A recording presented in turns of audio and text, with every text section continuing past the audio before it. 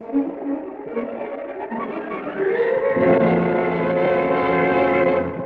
thought you came here to help me. How can I help you if I don't know all the facts? But there's no need to act as though you think I'm guilty. All right, so I tell you I don't think you're guilty before I know the facts. Now just tell me what the motive is, I was a widow when I married Larry. That's no motive for blackmail. But my other husband was also killed in an accident. Because of me.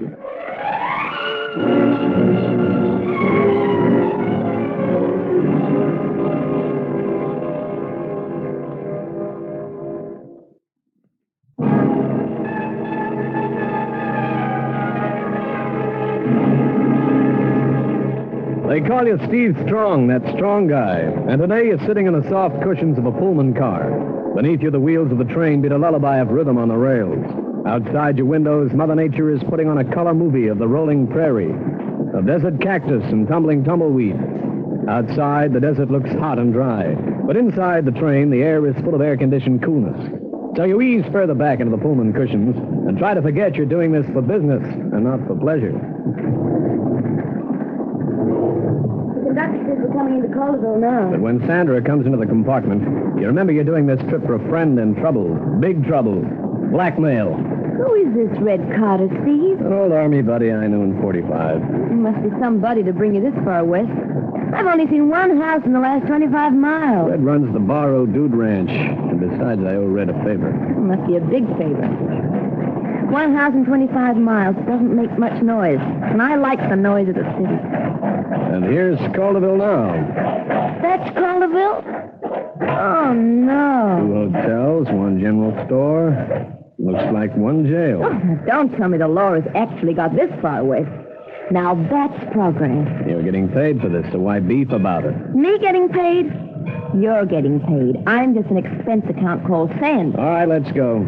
Oh, let's go, he says. Yes, boss. No, boss. Don't forget the briefcase. Don't forget the briefcase. I'll take the bigger case. Come on. Oh, he'll take the bigger case. Come on, he says. Train only stops for a minute. Oh, it only stops a minute, he says. Come on, the conductor's waiting his flag. No, all right. I've only got 2 pairs of legs. 1 pair. 1 or 2. I can't go any faster. All aboard! Well, we made it. Made it, he says. That's a walking pigeonhole of yes and no's. That's me. What's wrong with you today? Look, I didn't want to come out here, remember? I didn't want to become a wandering nomad on the prairie. All right, so you like the city life. And the noise. All those taxis, people, newsboys. But out here, nothing. Even the insects wear rubber soles. You're Steve Strong? Yeah, that's right. I'm Lofty Peters, Red Carter's foreman. Red's tied up with some chores at the ranch and asked me to come and meet the train. This is Sandra, my secretary. Howdy, ma'am. Much better, thank you. Hope you'll enjoy your stay at the old bar, ma'am. I'm sure I will. What happened to the big city life? We'll just do a few, Steve. I'll take your bags, ma'am. Why, thank you, Mr. Peters. Name's Lofty, ma'am. The coach is just over here, Pete. Oh, thank you, Lofty. You manage the other cases, Steve? You follow the hardened figure of the West and the softer outlines of Sandra mincing along beside you. Well, looks like I've got company. Taylor's the name, Martin Taylor. The voice is coming from inside, a part of a never-forgotten era, a life-size model of the Deadwood stagecoach. Welcome to the Barrow Transport Service. Nothing like a touch of the Old West to add a bit of glamour. A real live stagecoach. A genuine touch of the Wild West, eh? Mr. Taylor's a guest out of the Barrow. He just came in for the ride. You mean they still use these things out here? The Barrow's the best dude ranch in the West. At least that's what they say at the Barrow. That right, Peters?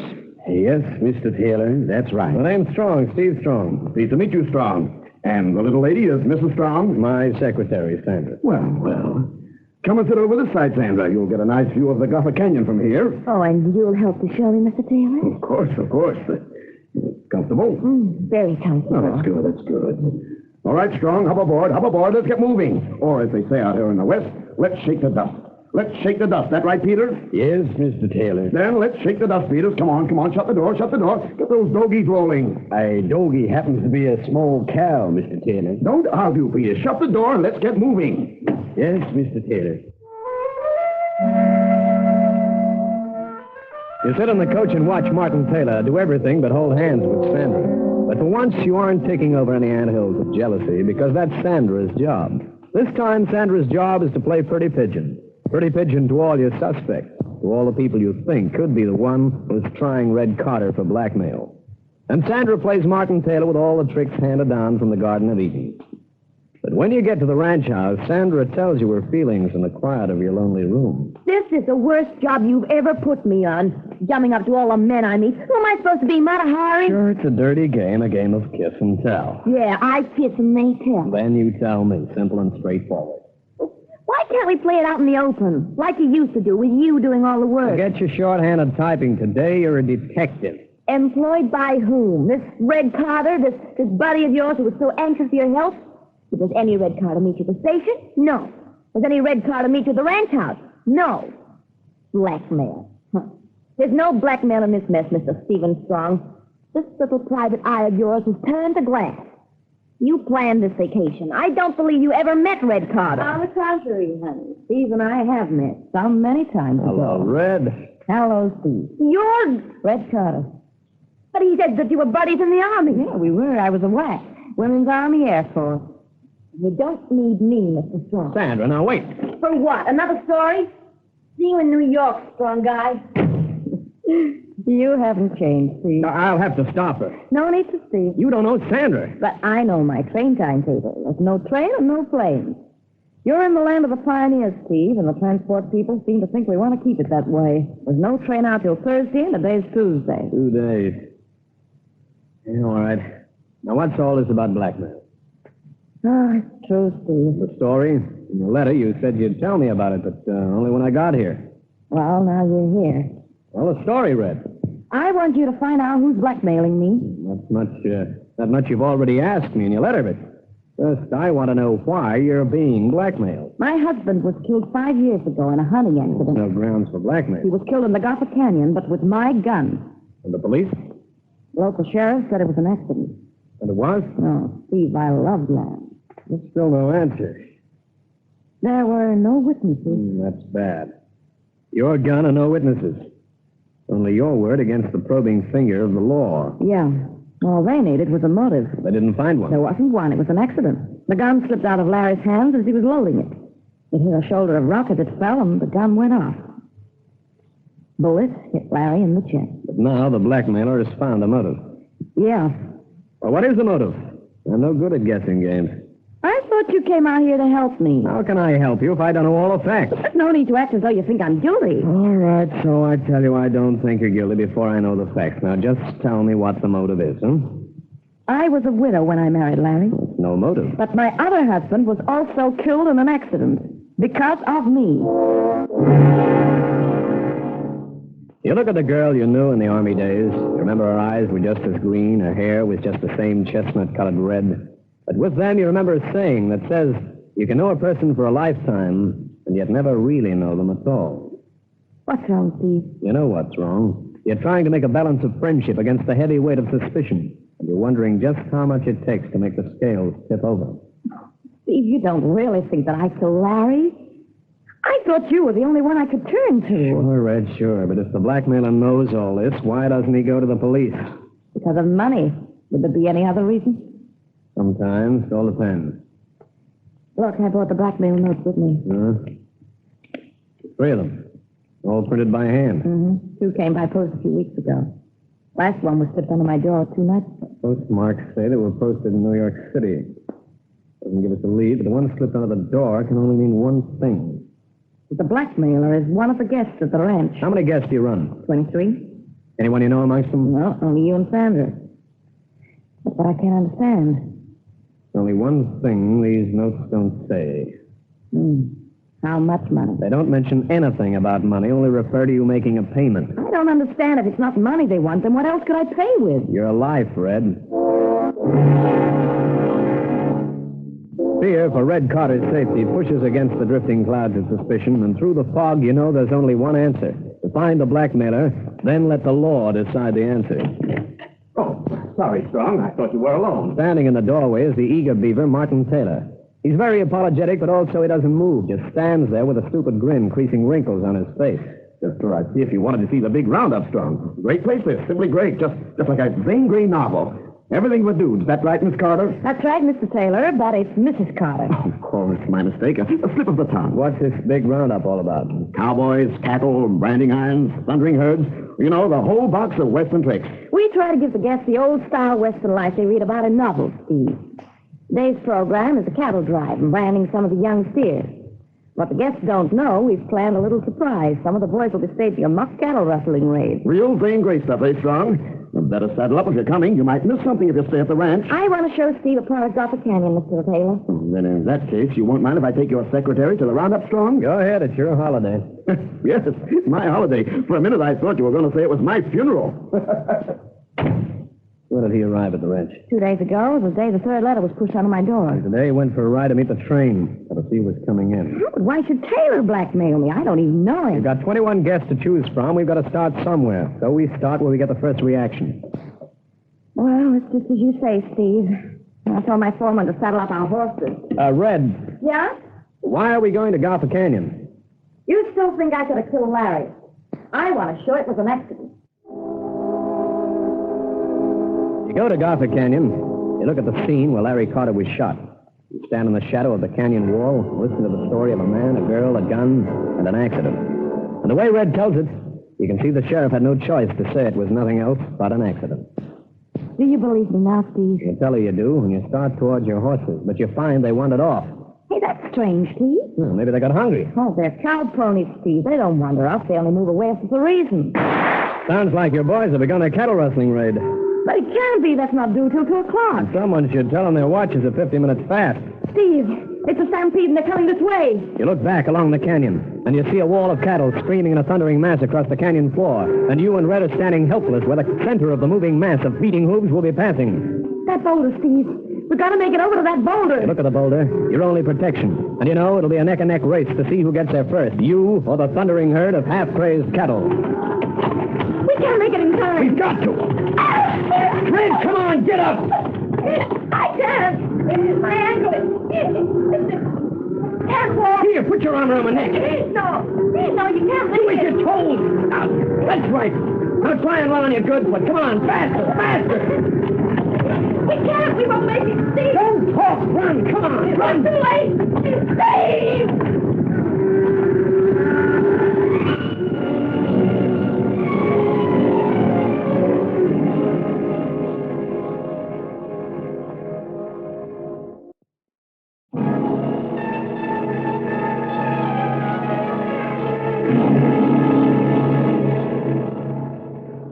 Steve, we won't make it.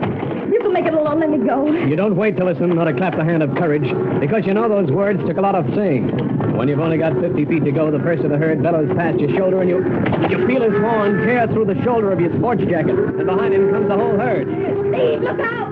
Another close on. Here's the boulder. Now get down and stay down. They just like close to the rock face. They've got no time to set themselves to jump. They could run into a cartwheel over the top and land on it. They kept the lie close to the rock face and hope the ones Stu hit hard enough to bounce clear of it. Keep your head down. That one could have left you without a head. I'm sorry I got you into this. Seems like the last of them. How's your ankle? Oh, it's pretty bad. Oh, seems safe enough to look at it now. Oh. Hurts bad, huh? Yeah. Well, he's swollen. Could be broken. It's bad enough. Try moving your foot. No, just a bad sprain, I'd say. I can't understand why they... What's wrong? Look, on top of the ridge over there. It's like Martin Taylor. It is him, Steve. And he's alone. Didn't he say... I know. He was going to take Sandra to see the roundup. And now he's alone.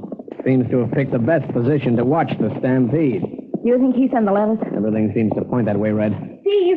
Who is it? Sandra and your foreman. Steve, are you all right? I thought you were out with Martin Taylor. Oh, shut up, Steve. Are you all right? Not even a scratch. But your shoulder. Eh? Oh, yeah. It needs a bit of patching. Oh, you're crazy, fool. What were you doing this far away from the crowd anyway? As if I didn't know. You all right, Mrs. Carter? Yeah, busted ankle, that's all. But it sure looks bad enough. I have to get you back to the ranch house. I told the boys to bring the coach over just in case you were hurt. What caused the stampede? Rattlesnake scared a horse. One of the boys shot at it, and that started the stampede. Well, now, I'll go and see what's keeping the boys at the coach. How's the ankle, Red? Pain's getting worse. I'm sorry the way I acted up this morning. Oh, you only acted like any normal woman. How come you and Taylor parted company? We didn't part. I just lost him. One minute he was with me and the rest of the crowd, and next thing he just wasn't there. Well, the prodigal is returning. Maybe to the scene of his crime. Hey, Taylor. You people all right? I saw the stampede from the top of the ridge. I didn't think you two were going to make it to the shoulder of the boulder. Disappointed? Here's Lofty Peters in the stagecoach now. Come on, Red. I'll help you. You be all right in the coach, Mrs. Carter? Yeah, sure, thanks. Open the door, Taylor, will you? All right, there you are, Red. Put your foot up on the other seat and we'll be fine. How about the fake holdup for the guests, Mrs. Carter? I take it we don't go on with that. Well, I guess a busted ankle mustn't stop our Western hospitality. No, Lofty, you can still put on the holdup. We'll need 4 people in the stagecoach to make it look right for the other guests. You folks be willing to oblige? A hold-up with guns? Of course with guns, Mr. Taylor. But it's not for real. We're only play-acting a hold-up scene like they had in the old days. We take the other guests to a spot above the road on the way back. That way they see what it looked like in the days of the Deadwood coach hold-up. You in it, Steve? Oh, I got no choice. I lost my horse before the stampede. And you, Mr. Taylor? Well, I don't know. Guns can become dangerous toys. Well, that's about all these guns are, Mr. Taylor. They're real guns, but we only use blanks. There's no danger, Mr. Taylor. Like Lofty said, the boys use blanks. I don't know. Can't you get someone else? It'll save us a long ride back to the rest of the party to get another guest to take your place. If I ask you, Mr. Taylor? Well, all right. Maybe Mr. Taylor had other plans. I don't understand you, Strong. I'd like to know just what you're trying to say. If you don't know, Taylor, then there's no sense in me telling you. All right, now, Lofty, shut the door. We want to be back before sundown. All right, Chuck, let them roll. You're sitting in a plywood box with wheels on. 2 men and 2 girls. 4 people about to play the leads in a drama of the Old West. You hear the story, they plan to show in fiction. Lofty Peters will lead a party of masked cowboys to play the part of bandits. A few shots, a little horseplay, and then they ride off. Simple plot for a simple pastime. The entertainment of the Dude Ranch guests. Hey, I thought the holdup was to be further on. The coach slows down, and you see 4 masked riders with guns drawn. Here they come now. It won't take long. I don't like this idea. It's only a game of make-believe, Taylor. I never did like guns. All right, folks. Just step out on the road and you won't get hurt. Just like the movies, the bold masked bandit. Hey, you're... They shot the driver. Looks quite real. Come on, all out. Come on, Mr. Taylor, let's play it scared prisoners. Being scared, he's doing fine. I told you that. All right. Let's just do like the man says and get out. Hey, Steve, You needn't get out with your bad ankle, Red. He gets out like the rest of you. Now, isn't that taking a joke too far? We're not joking. Come on, move. Well, you can at least be polite about it. You only have to look tough, not to act it right out. I never did like guns. What's wrong, Red? I'm starting to feel like Taylor. I don't like it, Steve. Something's wrong. I can't see Lofty amongst those men. Steve, come here, quick. Hold on to Taylor's arm, Red. What's wrong? It's the driver, Steve. He's dead. From the fall? No, Steve. From that man's gun. You look at the scene around you. 4 masked men waving 6-shooters. But it's no game they're playing. This little tragedy is being played for real. And with 1 man down, you wonder just how many more will fall. First, we start with your wallets. Come on, move. The leader of the masked men asks for wallets. But there's more behind this game than money. And you get the feeling the bandits are only playing the wallet routine for another reason. Thanks, mister. Now yours.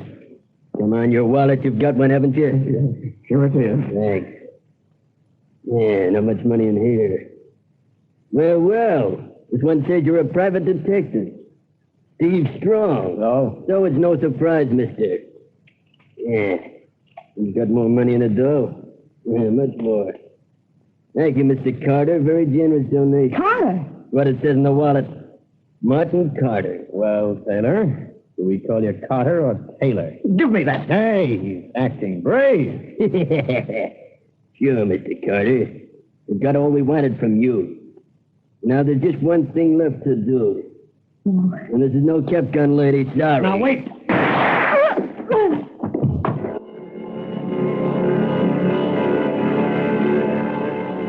You're standing too far from the man to stop him shooting, so you use your voice and hope you can put him off. But you see Red Carter spin and fall slowly to the dusty road. Just stay where you are, folks, and you won't clutter up the gates of paradise. On a signal from the leader, the 4 masked men disappear into the clumps of mesquite and low, heavy scrub. Shot her in cold blood. In cold blood. Save your talking till later. You got some explaining to do, some heavy explaining. Steve, she's hurt bad, real bad. Come on, Carter. Help me get her into the coach. Then we've got some fast driving back to the ranch house. You don't waste time getting back to the ranch house. And while you're waiting for the doctor to come out from Calderville, you do a little question hunting. with a man who calls himself Martin Taylor, but who carries a wallet bearing the identity of Martin Carter. I told you all I know. I received a letter in the post saying Red Carter murdered her husband. And her husband is your brother. Yes, but our father disowned him when he married Red. And he told the rest of the family we were to have nothing to do with Larry and his wife. And liking your security of big comforts, you did just that. Larry had enough to set himself up in a small business, or like he did out here on a small ranch. And you still did nothing when he was shot. Father runs our family like he does his industrial empire. If we don't toe the line to his side of the argument, we find ourselves left with a goose's tail. While he's got all the meat and gravy. It's not easy to break away from an easy life and a good income when that's all you've been used to. But when you got this letter, you thought your family's honor was at stake, so you came out here under a false name to find out the rest of the story of how your brother died. I wanted to see justice done. So you didn't go to the police. The letter said not to. And you still call that justice? No, Carter. I've already rung the sheriff of Calderville. He's on his way out to ask you the same questions I've been asking. And for your own sake, I'd suggest you find some better answers, because from where I sit, this is a twisted little story of revenge. And you are the one who's doing all the twisting. It takes a lot of nerve to arrange a killing, Strong, but I'm no hero. I'm a straight-out coward, and a coward can't change his spots. All he needs is someone to do the killing for him. No, Carter. I would suggest you went up to your room and thought of another story to tell the sheriff, because the one you're telling now would put you behind bars. And if the girl dies, you could be going just one step further. The death house. You let Carter go back to his room. You do it for a reason. A last desperate hope to bring the killer out into the open. Steve! Steve! You hear Sandra's cry. You run up the stairs to the room where you left her nursing the wounded girl. Your gun is in your hand as you open the door, and you see Martin Carter standing in the center of the room, and in his hand an ivory-handled six-gun with smoke still drifting from the barrel. Steve! He tried to shoot Mrs. Carter. All right, Carter, drop that gun. I didn't shoot at the girl. You can tell it all to the sheriff when he gets here. He's right, Steve. The man the sheriff wants is lying over there behind the table. What? Lofty Peters. I shot him. Before Peters could shoot. So it was the ranch foreman, but what were you doing in here with a gun? What you told me down there hit a weak spot. I felt it was about time I did something to help my brother's wife instead of trying to convict her. I thought it was what Larry would have wanted, even if he wouldn't have expected it from me. I borrowed this six-shooter from the specimen shelf in the study. I loaded it and came into the room here when Sandra cried out. Fluffy Peters came in a few minutes before. He said he wanted to see how Mrs. Carter was, and well, then he pulled his six-gun. That was when I came in. That was when Peters went out. For good.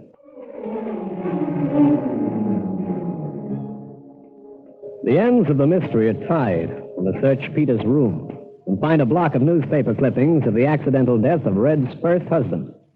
But your search goes further, and you find the motive for murder. A Geiger counter and samples of uranium ore Peters had found on the range.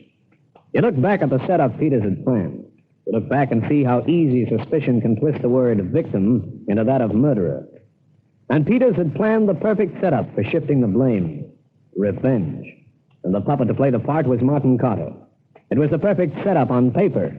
But Peters had forgotten to allow for the human element. The one weak link in any murder plan. You just can't anticipate what a person will do in a crisis.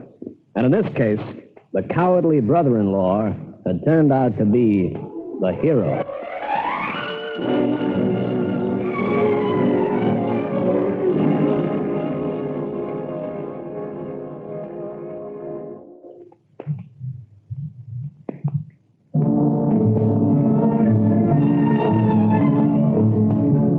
Well, like I said, I'm a a romantic guy.